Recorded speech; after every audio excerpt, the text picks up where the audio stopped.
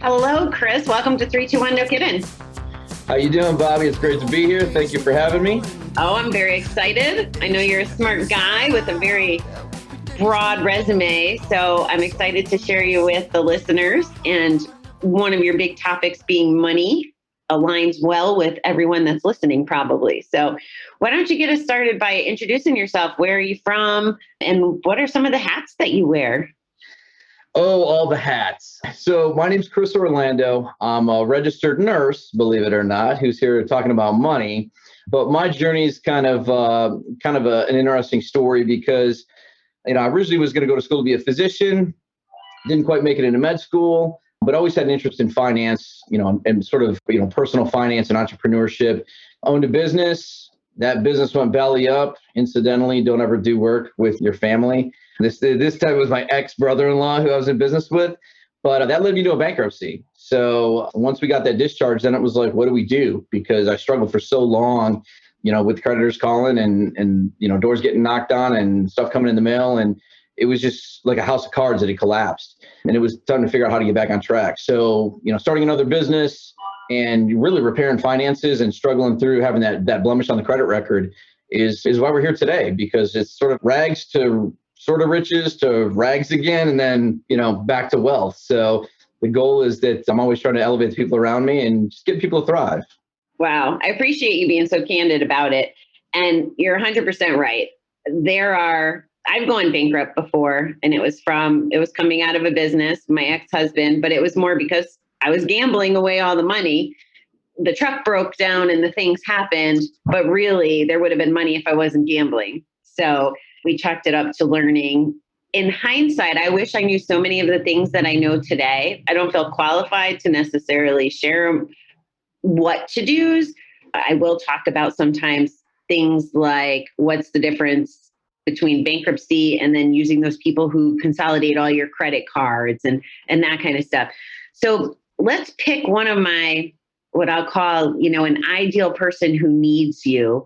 Let's talk about that. Let's say that someone's been gambling and they want to quit, but they're sitting there with, say, six-figure debt. And let's say they're making, I don't know, what's the average income, 40, 50 grand a year? Yeah. And they're facing six-figure debt. They're behind in their mortgage. Things are happening. What kind of direction, like if someone asked me that, what kind of direction should I be giving them? What suggestions would you put out there for them? I mean, you just tapped into the very start of it right there when you said, hey, is it a bankruptcy versus a debt consolidation? Do you go back and try to work with your creditors? I mean, that's the situation I found myself in. I mean, the exact same situation. So regardless of how you got there, whatever the circumstances are, if you find yourself in that position, it becomes what can you do and what are you willing to do? For me, for my wife, actually, at the time, her push was, hey, let's just look at bankruptcy. And my push being proud, and probably because I'm a male, I was like, no, we'll get through this. I will toil through and we'll push through this. And had I known what I know now, like the needless pain of trying to struggle that way, because it did it for a long time. We balanced, we juggled, and then the house of cards starts to fall, and then you're like, no, I'll fix this. And it continues to crumble and deteriorate.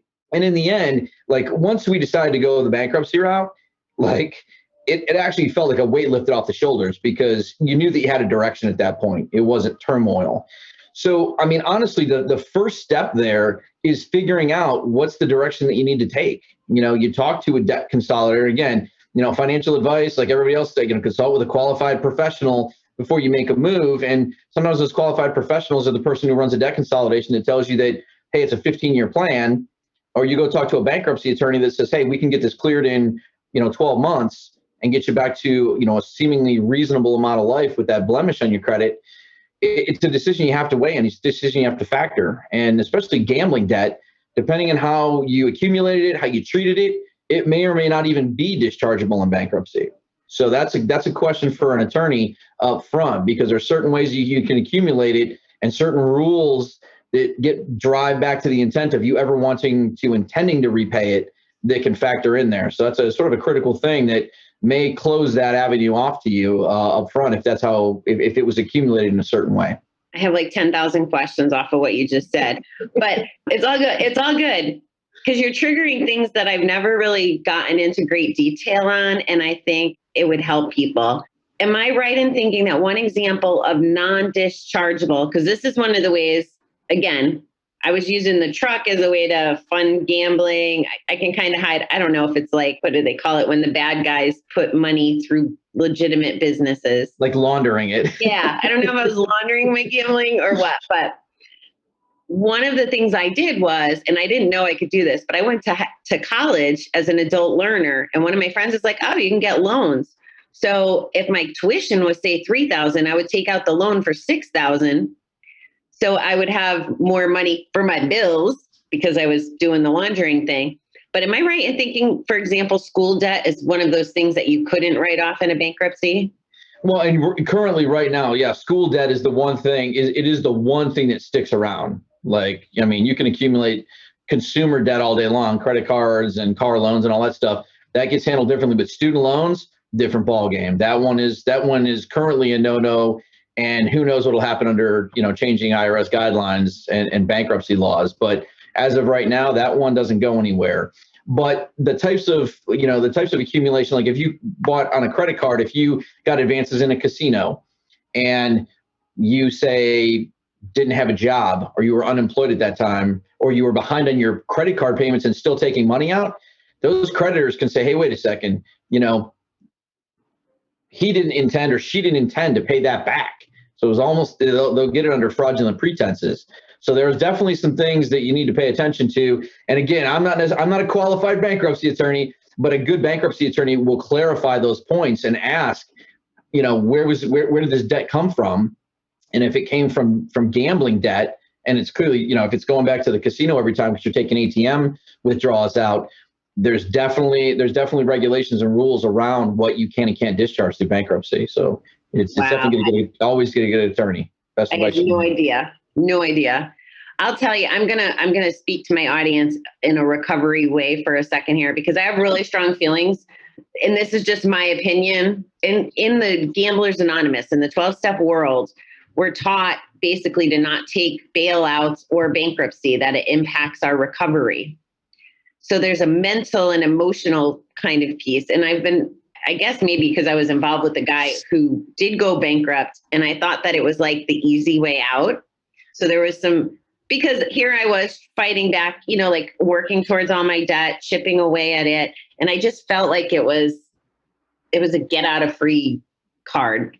And I just want to call it out to my people, because our recoveries definitely progressed differently, right? Like he didn't have to face the facts necessarily because everything was all set, whether it was the bankruptcy or his parents or, like the situations were very different. And I'm not saying it from a place of judgment, because we're addicts and we don't freaking know. And if we were thinking logically, we probably wouldn't be addicts in the first place. And what reminded me of this is when you're talking about this scenario where someone is going to the casino and taking the money off the credit cards when they don't have a job, it makes me wonder, just me talking, I guess, one of the things that bothers me is that the laws and the rules aren't necessarily caught up. Like I still don't know how I feel about calling gambling a disease. I still struggle with that. And again, this is my hardcore, like black and white. It's in the books and it's identified that way, but I still struggle because I compare it to like a cancer or something. Like, I don't know if I'm making any sense.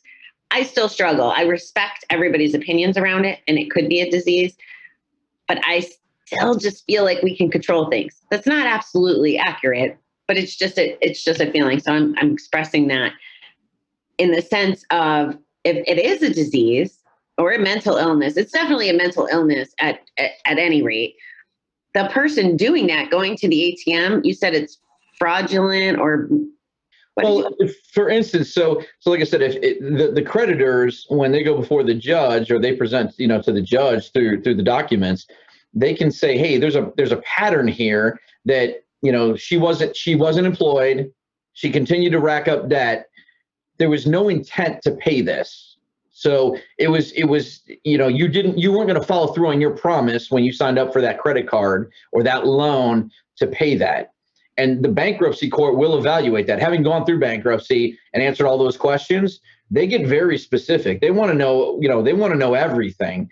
And so it does come out. And if the creditor sees that pattern that, hey, you weren't making your payments already, you weren't employed, or what other circumstances were involved that look questionable as to why you would continue to keep spending, then they can bring that up and the judge can say, hey, you know what, we're going to leave that out, or, we're not going to let you proceed. So, it is one of those things, if you were buying groceries with it, that's one thing. But if I was going out and buying brand new cars and I couldn't pay for it, it's really no different. It's just, they're looking, hey, were you honest with your debt?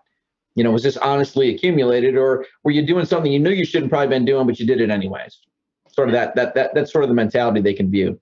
And I can see that, but I think where I'm struggling, and I'm sorry to take us down this road, when a gambler is taking out the money in that way, they're not thinking about paying it back. They're thinking they're going to win, or they're chasing, or they're numbing, or they're doing all the things. So it's not a malicious, I'm not going to pay this back. So I think it's very curious. That's why I'm saying not like the legal system and the medical aren't aligned on things like gambling being a disease or yeah, and I think the legal side of it's the important one, because that's the one that ultimately rules on it. So when they look at that and they go, yeah, maybe maybe you did have an intent to pay it back, but if the pattern was set up that they could already, that someone objectively looking inward can see that you probably weren't ever going to cover that. I mean, you got to remember that's a third party entity. That's the judge is just simply there to look at the facts and say, yep, that's credible. It's credible that she was going to pay that back, or he was going to pay that back, or the circumstances, really, you weren't employed, but you were still racking up charges. So that's how they view it. What was your intent? Not that you didn't intend to win, because we all intend to win, right? We all intended to win, but did we intend to pay that money back given our circumstances if we, if we didn't, basically. So it's just the intent side of things. Yeah, it's interesting because I can picture people that I've come across. Their intent is they're going to be professional gamblers, and that might be how they make their income. Like there's a whole other side to it, which I can respect not being necessarily black and white. And to your point that the legal system has to just look at what, like the paper trail and that kind of stuff. And maybe they treat it as a business. I mean, this gets into that entrepreneurship side and how the laws are working through business and entrepreneurship, tied to income, tied to finance. I mean, it's a complicated world that we live in. But I mean, people are writing off haircuts because they're a TV personality, right? So, what is the IRS? How the IRS views things is definitely not the way that the average person, I think, views things. So there are certainly those loopholes and those rules built in that guide. But, like all of that, it's definitely one where, you consult a professional who is the bankruptcy attorney that can give you the best guidance on it, because every situation is different. I mean, they're all unique. Can we talk for a minute? I want to go back to money mindset that we were talking about before we started, but if you can explain what I didn't know way back when I was looking at consolidation, and I feel like I did that too. I think I was pissed at my bankrupt because I had to pay it back. And I was like, well, what the hell's the point of my bankrupt? Because I had to pay things back. So there's the two different kinds of bankrupts. So I guess we should probably speak to that. But then I also want to talk about credit reporting for a minute, because when you consolidate, I don't think people understand what that does to your credit and why it does when it comes to exceeding limits and that kind of stuff. So if we can speak to both of those things, what are the two bankruptcies and what does that look like? Or if I'm even asking the right question. Yeah, you're talking about the different types of bankruptcy, and there's actually more than a couple. There's Chapter 7, which is a liquidation bankruptcy, which is a straight bankruptcy. The creditors have to stop everything. If you're being sued, the lawsuit has to stop immediately. Mortgages and stuff like that. And that one is pretty much the blank slate.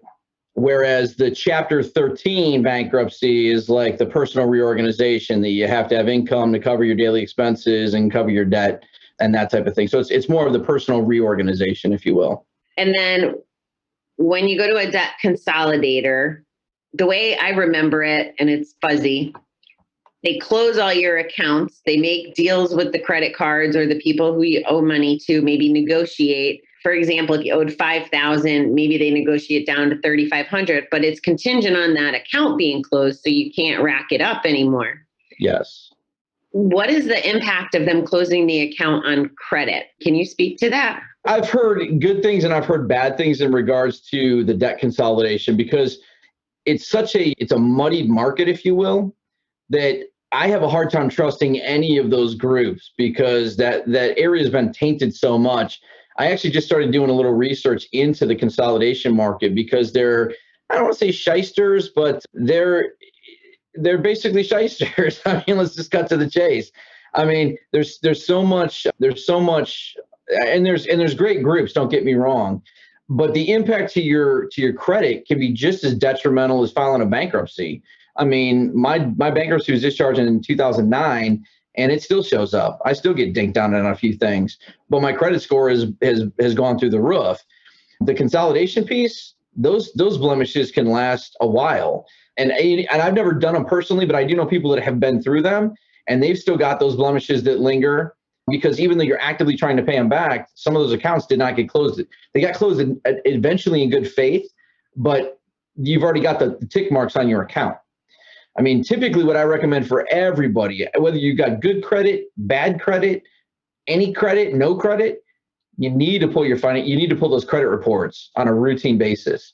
They are so flawed sometimes, and you'll find so many mistakes that no matter what you do, your credit's sort of the lifeline. Whether you go consolidation, whether you go bankruptcy, you're gonna have marks. You're gonna have, so every person's situation is a little bit different. There's no, hey, you should always go bankruptcy, you should always go to consolidation, you should always just try to negotiate with creditors yourself.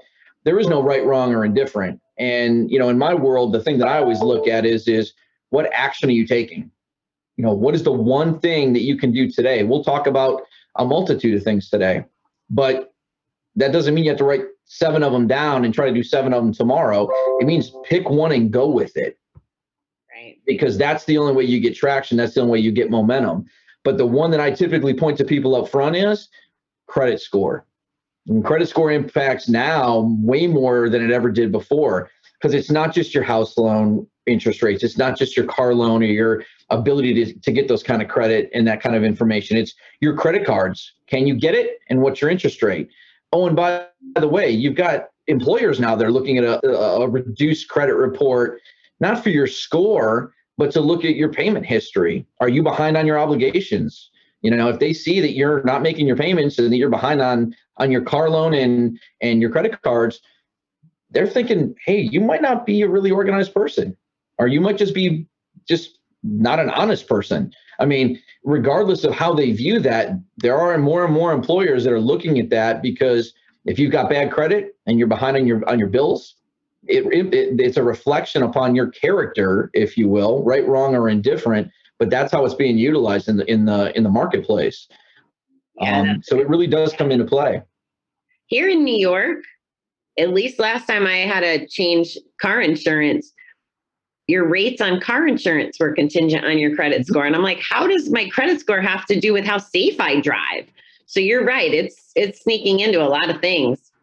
Somebody's been doing some work because, it really does. It's going to, and I think it's going to continue to transition that way. More and more places are going to start looking at it as, oh, you pay your debts on time. You're a safer bet for us than the person who's not. But I'd love to see the research that I'm a safer driver because, your credit score is 550 and mine's 650. Am I a better driver? Probably not. But someone's got some research that holds up somewhere. Yeah, it's wild. Well, thanks for getting a little in the weeds with me on that. They're just topics that I think I know about, but I don't like to pretend like I'm the authority on. And 2, what I would tell everybody is annualcreditreport.com. So it's www.annualcreditreport.com. That's the official site to go to get your free credit report. And if you go there, you're entitled to pull that report. And even now, coming out of 2020, through April, I think, they're actually letting you pull weekly credit reports out of there for free. Whereas before, I think it was only once or twice a year at the most, because it is such an important time. And so many people are struggling on the employment, and whether it's employment or unemployment, that they're trying to make it more and more prevalent because there are still a lot of scammers out there. It's even kind of ramped up in certain areas where, people are trying to take advantage of the situation when they know people are in dire straits. Right. Oh, thank you. That's good. All right. So let's circle back to before we pressed record, because I love this premise, because all of this how we view money. We were talking about how it's not a fun topic. People don't want to talk about it. And we were talking a little about our backgrounds and our beliefs around money. I guess I'm not even sure what the exact question is to prompt people to think about money. So when you were talking, we were talking about saving versus, maybe putting into investments or trying to earn more. There was that kind of logic. We talked about the thing that showed up for me when it came to money, and this was 5-10 years, 2013. I went to go buy a new car and I was unemployed. I had gotten fired and I had a company car. So I had to go get a car before anybody figured out I didn't have a job. So I went and I bought a $35,000 car and the payments were $600 a month. And, when you get a new car, you go show all your friends, right? And one of my older responsible friends is like, what are you doing buying a $600 a month car when you don't have a job?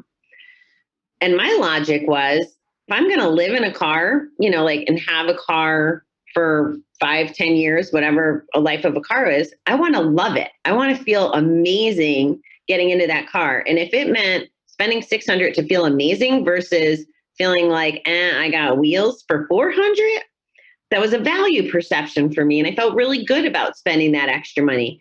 I don't do that with everything. My gambling money mentality was, and I was still gambling back then, Dunkin' Donuts raised their coffee by a nickel. How dare they? And I would lose my shit over a nickel a day because it was impacting my gambling money. So I have my own really warped views on money. Again, I guess from the context of helping the listeners, if someone was fearful of money or overwhelmed by money, do you have any advice, like just as a starting point? I know we're not going to solve it all today, but what's something to get people on the track to have a better relationship about money? The way that I view it, money is just a tool. That's it. But it's a tool that's had such a stigma because it was, your parents struggled with money, or they didn't talk about money, or it was taboo with your friends, or it's keeping up with the Joneses. There's so many mindsets around the dollar, whether it's the American dollar or, any of the other dollars around the world, but there's a mindset around it. And a lot of times it is that taboo, quiet, your parents don't want to tell you how much they made, or they don't want to tell you how much the debt there is. People don't have open conversations about money. Ask your neighbor how much they make one time and find out what that reaction is. No one wants to talk about it, but it's just a tool. That's it. And I think the stigma comes around because we don't talk about it. It's not taught in schools. You spend more time on geography, algebra, and learning a foreign language.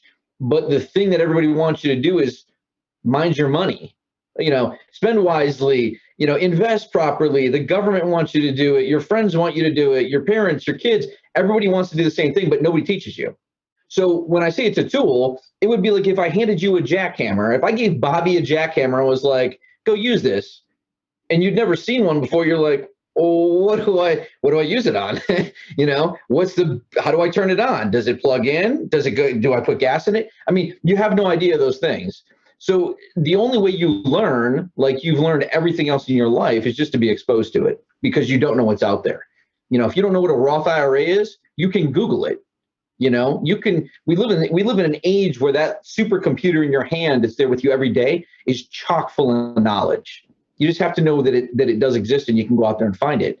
So all it is a tool, and just understanding how the tool even remotely works, you start to get smarter. And when you start to get smarter, you start to get more comfortable, because that's really what it is. It's just a tool that gets used like any other tool, like a garden shovel or the hammer that you have in your hand. But if you don't know how to use it, it's super intimidating. It's real simple in the end, but it's so hard. It seems so overly complex up front because there's so much financial advice. Even like Tony Robbins, his book, that's 650 pages, 700 pages. There's professional people who deal in finance didn't want to read that many pages. And there's constantly financial advice. Hell, TikTok. You can go on TikTok. There's a billion financial advisors on TikTok that have no business teaching anybody anything about money, but they're still there, and people pick up bad habits. So, if you want to learn, go to a reputable source and take a look, just investigate, because the information is there. Well, you hit a sticking point. This is something me and my mother learned the hard way, the IRA Roth, or she didn't know it existed. So now she's getting close to retirement and she's like, geez, I wish I knew about that to do it. I only learned about it at my two jobs ago. So within the last decade, I didn't know the difference. I didn't know what they were. But there has to be, if your employer's not teaching you, there has to be a starting point. So you called out books, and I know you're writing a book, and we'll blow that up as soon as it's ready. We'll get that. That'll be the one I promote and tell everybody to listen to or to read. Like, you're right. You use the example. You can Google it. But if you don't even know that an IRA Roth is something you should be Googling, is it books? Is it just, money finance? Like, is there any books you would recommend, I guess, maybe?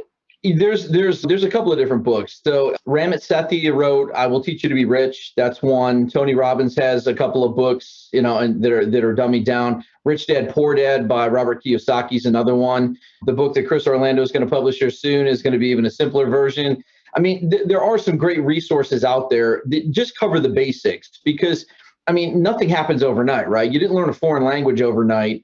You didn't learn how to drive overnight. None of those things were a snap of a finger. You can do anything, but you can't do everything. So it's, again, prioritizing and picking those battles and taking the action. So when people come to me, like you were saying, 6 figures in debt, and they're trying to figure out where, how do I get started?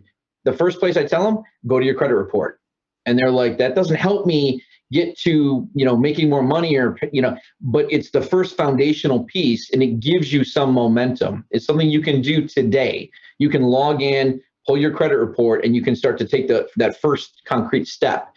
And that's really what your financial journey is going to be. You're never going to stop learning about money. There's stuff all the time. My financial planner came to me, a couple of years ago and came up with a program for my business. And I'm like, is that even legal?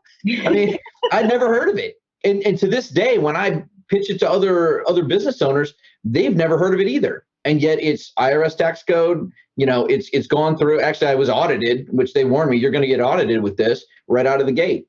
But it's perfectly legal, perfectly tax code. It's just that you see typically bigger organizations doing it than our small business. So you never stop learning. That's inevitable. But getting started somewhere, doing something with it, gets you that forward momentum and gets you progressing in the right direction. Yeah, I think one point to call out, and this is maybe my entrepreneurialness jumping out, as you listed those books, like Tony's a billionaire. So if they are going to proceed with looking at books, they need to make sure that the people that are writing about money have money. I think that's just an important call out so they don't go down the wrong road. Yeah, that's true. That is true. And it depends on what your level is. If you want to start with a base book, the book that I'm putting together is really a focus on the bare bones basics. It starts out, my philosophy is sort of that 80-20 principle that you've heard about, like Pareto's principle, which, there's books out there about saving money galore, how to not penny pinch. There's whole websites about frugality and coupon clipping and everything else. But at the same time, that's you're only going to reduce your car insurance so much. You're only going to cut your utility bills so much. You can only save so much on food, but you can have unlimited growth by making more money. You can have more unlimited growth by having passive income or investing in real estate or, doing affiliate marketing, the hundreds of thousands of different things that you can do to earn income. That's where the real growth is. Spend a little time on reducing your debt and more time improving your income, whether it's taking a different job or asking for a raise or doing any of those side hustles. I agree with that. I love the example that you gave me when we were chatting about if you own a surfboard in California, you can make money. And it is so obvious. The other thing that I'm learning through all this digital learning and online learning is we all have a superpower, at least one. We're all good at something. So there's opportunity there. Like, what is your skill? I had a friend that left a job, a nice, secure job, and she wanted to just babysit dogs. And now she's making more money. She's home. She's surrounded by awesome animals. And it's a thriving business. Before COVID kind of changed things because more people were home. And I shouldn't be promoting taking risk like that to my gambling community. But investing in yourself and knowing your skills is the opportunity, I think, for growing and finding new income sources, as well as tangible things like the surfboard. And I think coming back to it too, and I still struggle every once in a while because there is so much information, and it can be difficult to sort through, the tangible versus the other, and just the distraction component to it. So like I said, going back to the piece that I'm writing right now, the book that I'm putting together, the idea is to create the roadmap, because too often financial advice it's just spots. Do this, do that, check this, do this. But there isn't a defined roadmap that takes you from point A to point B to point C, that gives you a structure to follow. Because like anything else, whether you're working out or you're trying to eat healthier, or you're trying to come up with some improvement project, if you don't take the steps in the right order or in a good order, it gets confusing, you get muddled up, or you fall off the bandwagon because you're just not seeing results. That was one of the things, especially in the world today, where everything's a distraction. Everything's buzzes, bings, notifies you, pulls you in some other way. The idea was to build a very simple platform to take you on that journey, that even though your story may be a little bit different, there's certain foundational things that you can fix. Once you fix the foundational stuff, then you can make the bigger jumps. You take the little baby steps first, and then pretty soon you're able to take leaps. And it makes that comfort level, that confidence to go into those next steps of the journey as you move forward. I love that. I know my money work, I've done a lot of money work in the last year, and a lot of it's been mindset, because right now, even though I started cleaning up my gambling debt with my day job, it was probably 3/4 done. And if I stayed, it would be all gone. But instead, I've chosen to go on this adventure, and now I'm in worse debt than whenever I was gambling. But I have faith that I'll come out of it and that I'll make it. And you and I've never talked about this, but I'm going to show you something. I learned this in one of my trainings, and you can tell me how you feel about this. But I do meditations. I have now somebody told me about the Secret app. So a little bit about the manifestation part of it. And I don't know if you'll speak to this or not, but one of the coaches, she's a money coach, she said to put money around your house to remind you and make you feel like you have it all the time. So I know I'm going down a little different path, but I'm going to show you, especially because my 10X boyfriend. So look, I have $100 bills with my little sloth there. I love it. He's wearing his mask. He's got his 10X hat on, and there's money. I love it.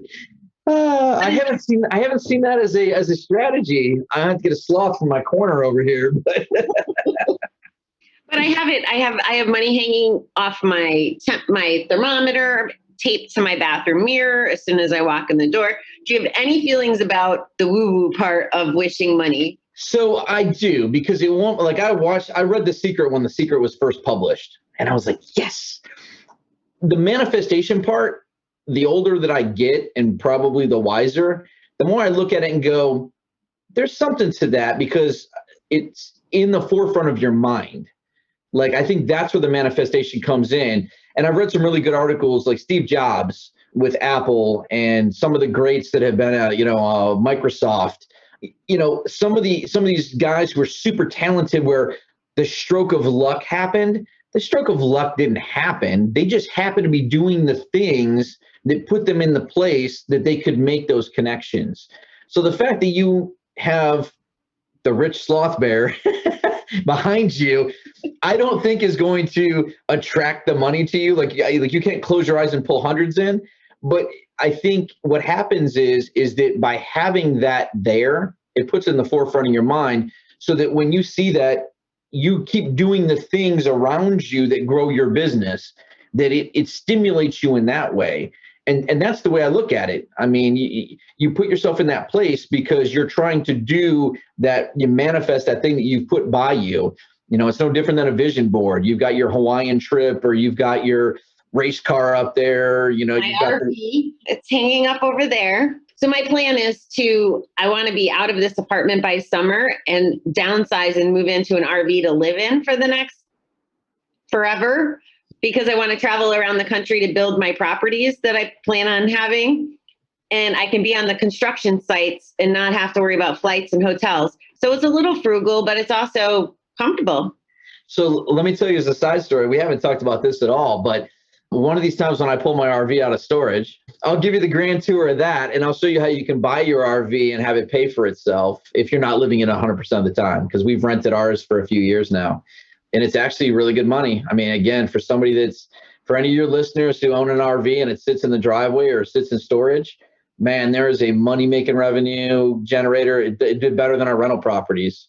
Yeah, that's a whole ebook that I'm putting together because that's a whole nother avenue. But that manifestation of that vision board that you have is no different. If you don't, I mean, we just passed the new year and people would come up with resolutions, and I used to do it too. You'd write your resolutions down, right, somewhere. If you wrote them down, maybe, or you just December 31st, you're like, oh yeah, I'm going to lose 20 pounds this year. Like you didn't think it through. You just kind of threw it out there and you never hit those goals. Right. It has to be in front of you. And that's the daily reminder of, hey, this is where I'm going. This is what I'm getting. This is what I'm, going to hammer away to push forth.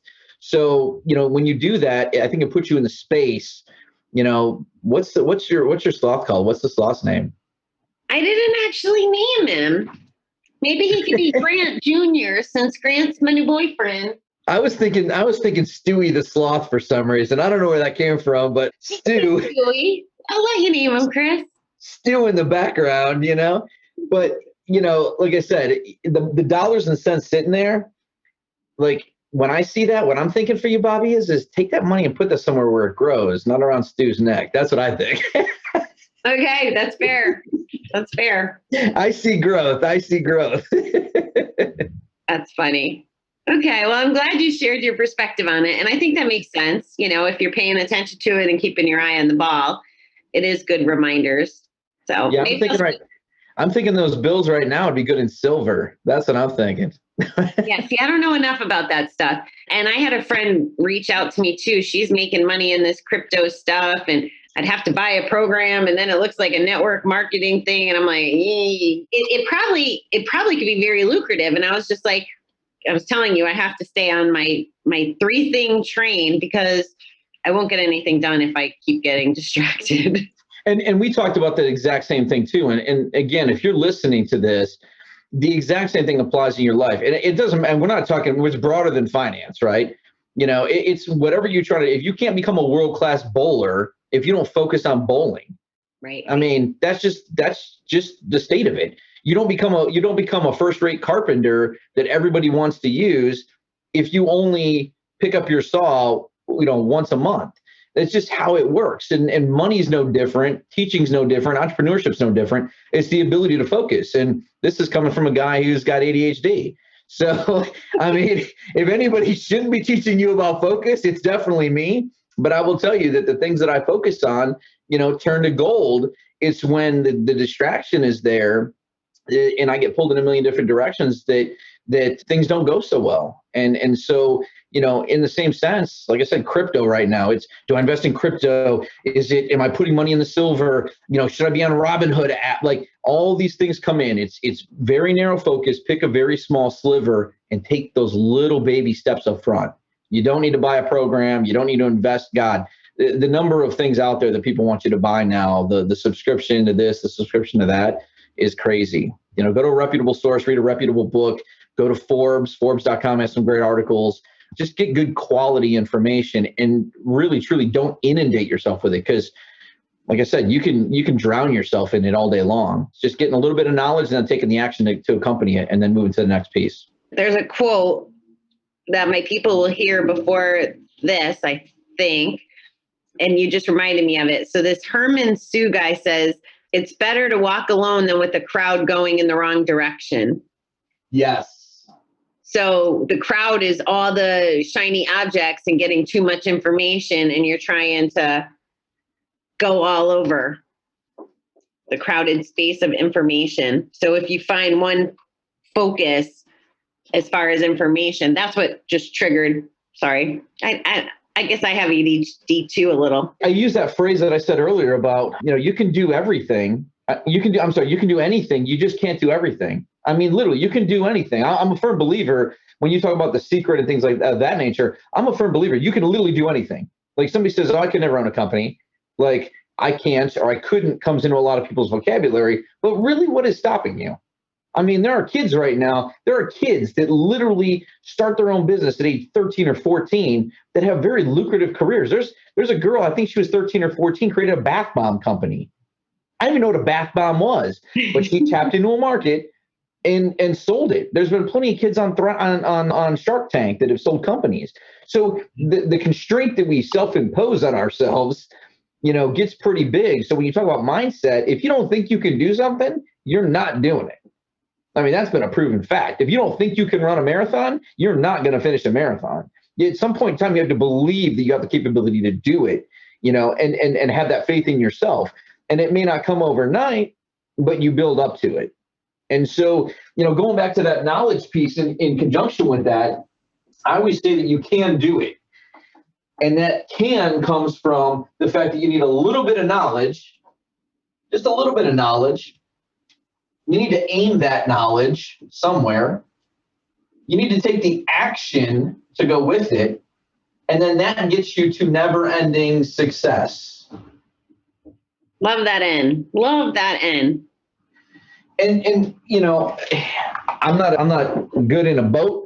I'm definitely not a sailor, but you can know how to start up a boat. You can put the key in the engine. You may know where you're going with it, and then you push the throttle forward and you go, and that gets you to your destination. That's great. Yeah.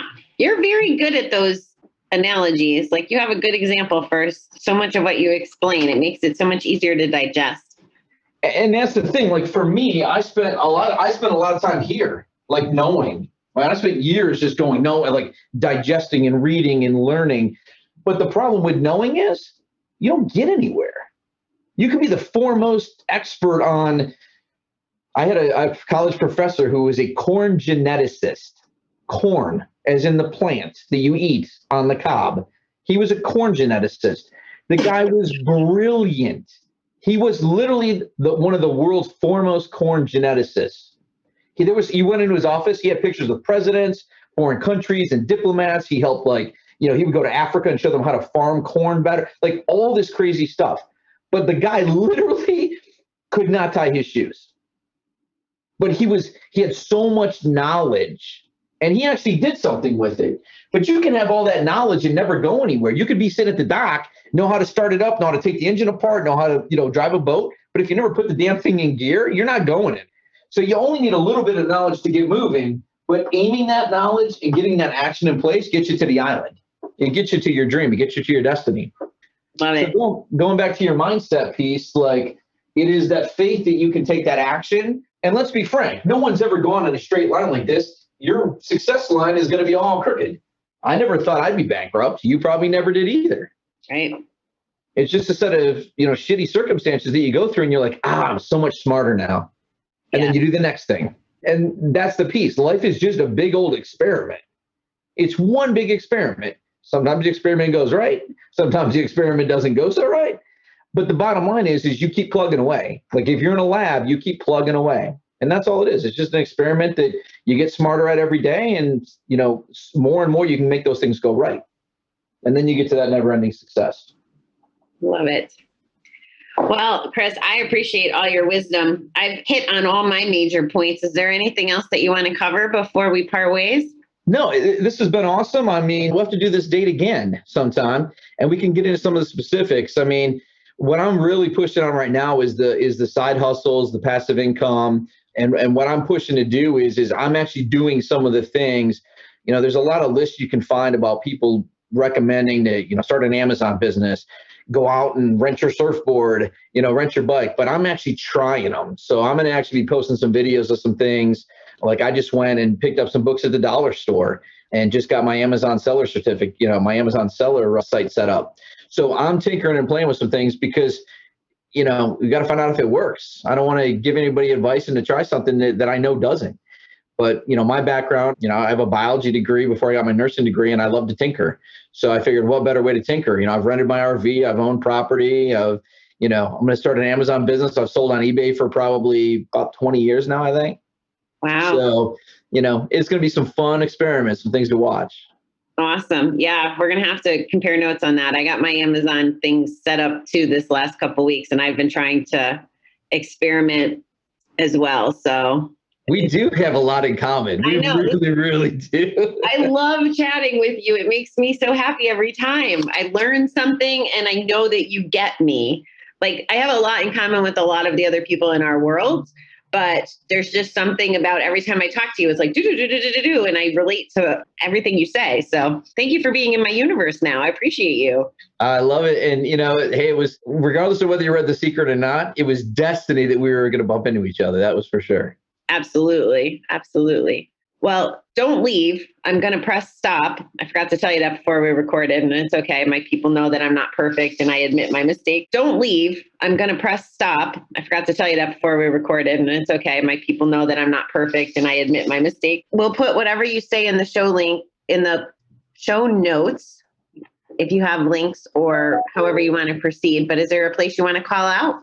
Right now, we're working on a site, but the best place to go would be to go to Facebook and find Thrive Lab. And that group, it's THRIVE with a capital LAB. And the reason for that is because the lab portion stands for Limitless, Alive, and Bold. And the focus there is all about not just financially, but physically and mentally, always making improvements, continuous improvement in those areas, because those are three things that everybody struggles with sooner or later, to some capacity. And it's beautiful how you tie that in. That's exactly why you're here and delivering the message to the audience you are. They need to know that it's more than just one element of life. So thank you again, Chris. Awesome. I appreciate it. Thank you so much for having me on, Bobby. We'll definitely be doing this again.